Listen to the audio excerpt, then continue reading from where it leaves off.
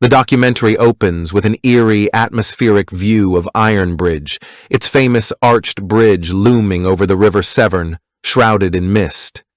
The camera lingers on the water's dark surface, rippling ominously, as if hiding secrets beneath. The narrator's voice, hushed and grave, sets the tone. This is not just a story about a historic landmark, but a place where something unnatural lingers. Ironbridge, known as the birthplace of the Industrial Revolution, is usually celebrated for its engineering marvels and rich history. But the film quickly shifts focus to the darker tales whispered among locals, stories that have been passed down for generations. The town, with its deep woods, winding river, and abandoned tunnels, has long been a place where children mysteriously vanish. Not just one or two over the years, but a pattern, stretching back over a century. The scene then cuts to interviews with elderly residents, their faces half-shadowed, speaking in cautious tones. They don't like to talk about it openly, but they know. They remember the names: Thomas, Margaret, David, Sarah, children who stepped out to play and never came home. Some vanished near the riverbanks, others in the dense forests that surround the gorge. No bodies were ever found, no kidnappers caught, just gone. As the camera drifts through the empty streets at dusk, the narrator hints at the theories. Some say it's the restless spirits of child laborers who died in the area's factories and mines, still trying to lure playmates into their spectral world. Others whisper of older, darker forces, ancient beings from folklore that were disturbed when the land was industrialized. A local historian, standing near the bridge, recounts how even before the town's fame, the gorge was considered a liminal space, a place where the veil between worlds is thin. The introduction ends with a slow zoom into the river's depths, the water reflecting the last dying light of day. A child's laughter echoes faintly, just for a second, before the screen fades to black. The message is clear. Ironbridge holds more than history. It holds a mystery, and whatever took those children might still be there. The documentary begins not with the usual sweeping shots of Ironbridge's picturesque landscape, but with something far more unsettling, a slow, creeping view of the river at dawn, its surface slick and black like oil. The camera lingers just a moment too long, as if waiting for something to break the water's stillness. Then a whisper, barely audible, almost lost beneath the narrator's voice, says a single word: run. Ironbridge, a UNESCO World Heritage Site, is famous for its towering iron bridge, a marvel of 18th century engineering that arches over the River Severn like a skeletal hand. By day, it's a postcard-perfect tourist attraction, but as the narrator explains, the town has another, far darker identity, one that locals know but rarely speak of. The gorge, with its steep wooded cliffs and labyrinthine mining tunnels, has always been a place of shadows. And in those shadows, something watches. The scene shifts to grainy, reconstructed footage from the early 1900s, a group of children playing near the riverbank, their laughter tinny and distant, as if heard through time. One boy, Thomas, chases a ball too close to the water's edge. The camera freezes. A shadow, tall, impossibly thin, flits across the frame. Then, the screen cuts to black. When the image returns, the ball floats alone in the water. The boy is gone. Interviews with elderly residents follow, their faces half lit by flickering lamplight. They speak in hushed tones, their voices frayed with age and unease. One woman, her knotted fingers clutching a faded photograph, recounts how her grandmother warned her never to let the children play near the river after dusk. "The callers come out then," she says, her eyes darting toward the window. When pressed, She refuses to explain who or what the callers are. A historian steps in, tracing the disappearances back centuries. Long before the bridge was built, the gorge was considered a sacred and sinister place. Ancient Celts believed it was a doorway to the other world, a realm where spirits and forgotten gods lingered. Later, Victorian industrialists dismissed such superstitions, but the accidents began almost immediately. Children vanishing from coal mines, workers reporting ghostly figures in the tunnels, and, most chillingly, the persistent legend of the Grey Lad, a spectral boy said to lure others into the depths. The camera pans over old newspaper clippings, each headline more ominous than the last. Local boy disappears without a trace. 1902. Search parties find only shoes. 1947. No leads in third missing child case. 1993. The narrator notes that none of the vanished were ever found. Not a single bone, not a shred of clothing. As the segment closes, the screen fills with modern-day footage of the gorge at twilight. The trees sway unnaturally, though there's no wind. A child's voice, faint and distorted, whispers, "Can you see me?" Then, silence. The message is clear. Ironbridge's past is not dead, and whatever waits in its shadows is still hungry. The documentary plunges us into the first recorded disappearance, with a scene so visceral it feels less like reenactment and more like trespassing into a forbidden memory. The year is 1902, the height of Ironbridge's industrial bustle, but the camera ignores the smokestacks and clanging factories, focusing instead on a patch of riverbank where the trees grow too thick, their roots gnarled like old bones. We meet Thomas Ellis, a freckled 8-year-old with a penchant for skipping stones. The reenactment plays out in muted sepia tones, the air thick with the hum of cicadas. Thomas's laughter rings unnaturally sharp against the quiet as he chases his older brother along the shore. Then, a sound. A wet, slithering noise from the reeds, like something heavy being dragged through mud. The brother turns away for mere seconds to fetch their lunch pail. When he looks back, Thomas is knee-deep in the shallows, utterly still, staring at something beneath the water's surface. "Tommy?" The brother's voice cracks. No response. Then the screaming starts. The documentary cuts abruptly to a 1902 police report. Its ink faded, but the panic still legible. No footprints leading into river. No drag marks. Boy simply absent. Local fishermen testify to hearing a sound that afternoon. Not a splash, but a gulp, as if the river had swallowed something whole. A midwife turned amateur folklorist, interviewed in her parlor surrounded by jars of river stones, insists the Severn has always been hungry. She speaks of the Grindylow, a clawed thing from nursery tales that snatches children who wander too close to stagnant pools. Most chilling is the archival photo of Thomas's mother, her face a mask of hollowed grief, holding his sodden cap. The narrator notes it was found upstream 3 days later, impossibly dry, as if placed there deliberately. The screen lingers on the cap's embroidered initials, T.E., before dissolving to present-day footage of the same riverbank. The water is deceptively calm. A child's rubber boot lies abandoned in the mud. The segment ends with an audio overlay, a modern paranormal investigator's tape recorder picking up a whisper in the static. "It's dark down here." Then the unmistakable sound of small hands slapping against wet stone. The screen flickers to life with the grainy, unstable texture of an early silent film, sepia-toned and scratched with age.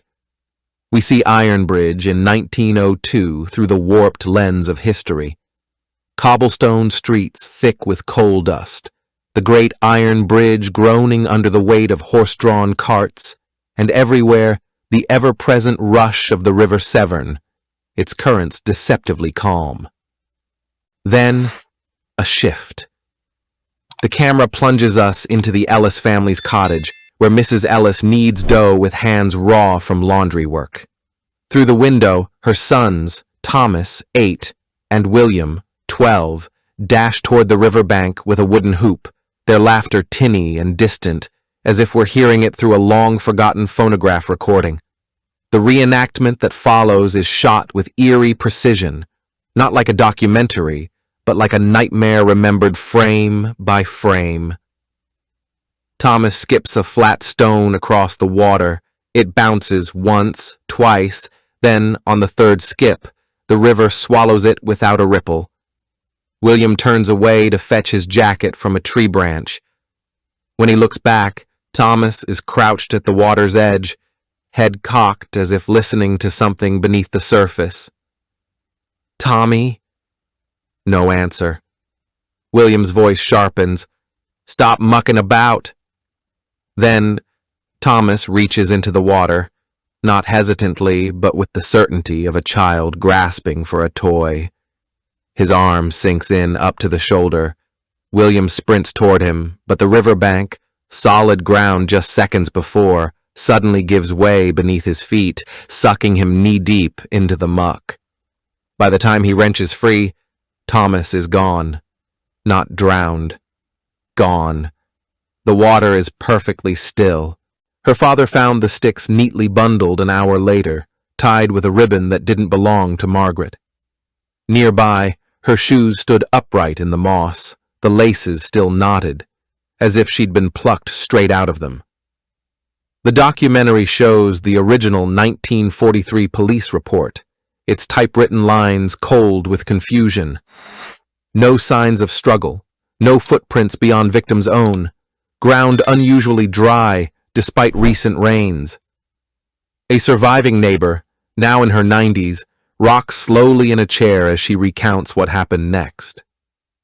That winter, we'd hear her sometimes, not crying, laughing, out there in the trees. The vicar said it was the wind, but we knew. Margie was still playing, just not with us anymore. The folklorist's warning. An expert interjects with a slide of pre-Christian carvings found in the gorge, crude figures with 2 long limbs leading children by the hand. "This wasn't the first time," she says. "The Celts told of the Cuobian Anwen, spirit hounds that herald the dead. But in Ironbridge, the children never seemed to die. They just join the others." The screen fills with a 1950s photo of the woods. If you squint, the shadows between the oaks look like small hands pressed against the inside of the world. The segment ends with modern investigators playing an EVP from the clearing where Margaret vanished. At first, static, then clear as bell. Come play, we'll sing all day." A child's giggle cuts off abruptly. The audio technician's face goes white. That's not on the original tape. As the camera pulls back, something moves in the trees behind her. The screen flickers to life with grainy wartime footage. Ironbridge in 1943, all cobblestones and ration queues, the air thick with coal smoke and the constant dread of telegrams bearing bad news. The camera lingers on a handwritten sign in a cottage window. No blackout curtains needed here. In this forgotten pocket of England, the war existed only as a ghostly presence, stealing husbands and fathers while leaving the land itself eerily untouched. Then the image fractures. We see 10-year-old Margaret Hayes through the warped glass of her kitchen window, her reflection superimposed over the worried face of her mother, who counts ration coupons with shaking hands. The audio drops out suddenly, replaced by the drone of a Lancaster bomber flying impossibly low over the gorge, a sound that hadn't been heard here since 1940. The screen erupts in static, the jagged electric snow of a 1990s home video. A child's birthday party in Ironbridge, balloons bobbing against a gray sky. Then a glitch. For 3 frames, something stands among the children. Tall, thin, facing the wrong way. The documentary doesn't pause to let us process this, because in the 1990s, the disappearances changed. The camera lingers on a frozen CCTV still from Ironbridge's lone convenience store. 13-year-old Darren Whitmore is buying crisps at 3:17 p.m. At 3:18, the footage distorts, those telltale analog waves rolling through the image, and when it clears, Darren is gone. The bag of cheese and onion lays burst open on the counter. His mother, interviewed 20 years later, can't stop scratching her arms as she speaks. That night, our VCR turned itself on. It was just static, but in the noise I could hear him breathing. The documentary shows us the actual tape. For half a second, between bursts of distortion, something moves in the snow. A small hand pressing against the inside of the screen. This time there are witnesses. Schoolmates describe seeing Jamie Coulthard running across the Ironbridge itself at dusk. Mid-stride, his body seemed to flicker, like a film reel skipping. And then there were 2 Jamies, one screaming on the bridge, the other silently watching from the riverbank below. The police report includes a sketch from a traumatized passerby. The second, Jamie wasn't quite right. His smile was too wide. His shadow didn't match. Neither version was ever seen again. A toddler vanishes from a locked car. The security footage shows the child seat straps unthreading themselves like living snakes. 2 teens exploring the old mines record themselves screaming, "It's copying us!" before their camera captures something impossible. Their own faces, but older, grinning back at them from the darkness. A mother finds her daughter's bedroom window sealed shut with what forensics identified as a substance resembling calcified tears. Dr. Rahman, a quantum physicist, appears on screen beside equations that glitch unnaturally. If the gorge was once a door, it's becoming a mirror, and whatever's on the other side is learning how to step through. As he speaks, the camera catches his reflection in the window. It blinks 1 second too late. The documentary ends this segment with footage from a 2017 YouTube vlogger who ventured into the gorge at night. The video is mostly screams and shaking torchlight, but at the very end, just before the screen cuts to black, we see it. Dozens of children standing waist-deep in the river. Their eyes reflect the light like animals. They're all smiling the exact same smile. The screen flickers to life with the grainy, pixelated glow of a 1996 home video camera. A child's birthday cake flickers under cheap candles. For half a second, reflected in the frosting's glossy surface, something moves that shouldn't. A pale face peering in from the darkened hallway. Then the tape glitches. When the image returns, one of the children is missing, not just absent, erased. The other children don't react. The parents keep singing, as if 8-year-old Sophie Laws had never existed at all.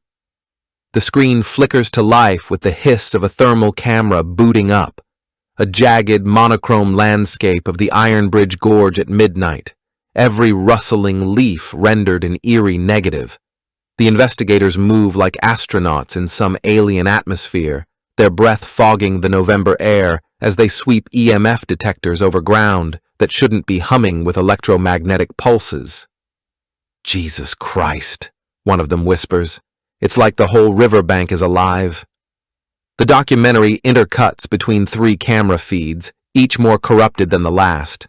The SLS camera, meant to map human forms, it instead sketches stick-figure children who flicker in and out of existence, their limbs bending at impossible angles before collapsing into digital snow. The spirit box. Tuned to white noise, it coughs up a chorus of overlapping voices, all whispering the same phrase in different decades' accents. mind the cracks in the world. The infrared catches what the naked eye can't. A thick, rope-like shadow slithering across the ground, retreating from their lights like some photosensitive eel. At 2:17 a.m., researcher Marko Juric aims his parabolic microphone at the water. What comes back isn't river sounds, but something mimicking human speech with wet, gurgling precision. You are standing in our lungs. The thermal camera suddenly spikes to 98.6 degrees Fahrenheit, human body temperature, in a perfect, child-sized oval hovering mid-air. Then the EMF detectors scream as every reading simultaneously flatlines. The recording that shouldn't exist audio analyst Lin Tran isolates something beneath the static, not voices but mechanical clicks, like an old film projector advancing frames. When she syncs the rhythm to a spectrogram, the waveform forms a perfect match to the 1902 constable's pocket watch, found stopped at Thomas Ellis's disappearance. The 1943 RAF squadron clock, which froze as Margaret Hayes vanished. The ticking in Jamie Coulthard's mirror twin recording. It's not a ghost, Lynn realizes. It's a mechanism, and we're hearing it wind up. The final frame. As dawn breaks, the team packs up in silence. The documentary lingers on a lone GoPro left recording, showing researcher Javier kneeling by the water, whispering to something unseen. When they review the footage later, they find 47 extra frames inserted into the file. Each one shows Javier aging rapidly, his skin peeling back to reveal the same too-wide smile as the missing children, before the image resets. The timestamp on the corrupted frames, as if the tape had always been counting down to this moment. The documentary peels back the modern era like a scab, revealing the festering wound beneath Ironbridge's postcard-perfect facade. The camera descends into the gorge's underbelly, not the tidy museums and tea shops, but the collapsed mine shafts, the flooded tunnels, the forgotten places where the past seeps into the present like groundwater tainted with rust. The birth of a monster. The year is 1779. The screen fills with archival sketches of the iron bridge under construction. But something's wrong with the drawings. In everyone, hidden in the scaffolding, the same gaunt figure lurks in the margins, its elongated fingers tracing the ironwork. A historian's trembling hands unfold a yellowed letter from architect Thomas Farnolles Pritchard. The men refuse to work past sundown. They swear the rivets scream when struck, and that the shadows drink the lantern light. 3 apprentices have vanished. The foreman claims the river gave them back, but wrong, somehow. The camera pans to the bridge's underside, where 18th century handprints, dozens of them, are burned into the iron like brands. They're all child-sized. Parish records show an unnatural spike in child laborers lost in service, not dead, always lost. The pay ledgers continue marking their wages for years afterward, as if expecting their return. A mine collapse seals 47 children underground. When rescuers break through, they find the tunnels empty, except for tiny bare footprints leading deeper into the rock. A photographer capturing the gorge's beauty develops plates showing spectral figures in Victorian workhouse uniforms, their eyes scratched out by what looks like claws. World War II footage shows Ironbridge's factories churning out munitions. But the documentary overlays a recently declassified report. Unexplained machinery noises in tunnel number 7. Investigation team found all blast doors sealed from inside. Upon opening, discovered walls covered in children's handprints using fresh grease. No personnel unaccounted for. A surviving night watchman, now 102, whispers, "We weren't making weapons down there. We were making offerings. The screen cuts to 2004, when archaeologists surveying the gorge discovered something that shouldn't exist. A pre-Roman stone circle submerged in the Severn, its altar stone carved with the same spiral pattern now seen in disappearance sites. Dr. Eleanor Voss runs her fingers over the markings. This was never a bridge, it was a lock, and in 1779 we opened it. As she speaks, the camera catches something moving in the water behind her, a pale shape resolving into a face before dissolving into the current. The final revelation. The segment ends with a slow zoom into a Victorian-era map of Ironbridge. As the image enhances, previously invisible ink emerges, a labyrinth of tunnels beneath the town, sketched in what forensic analysis reveals to be blood and soot. At its center, where the bridge stands, someone has scrawled in frantic cursive, "God help us, it's learning."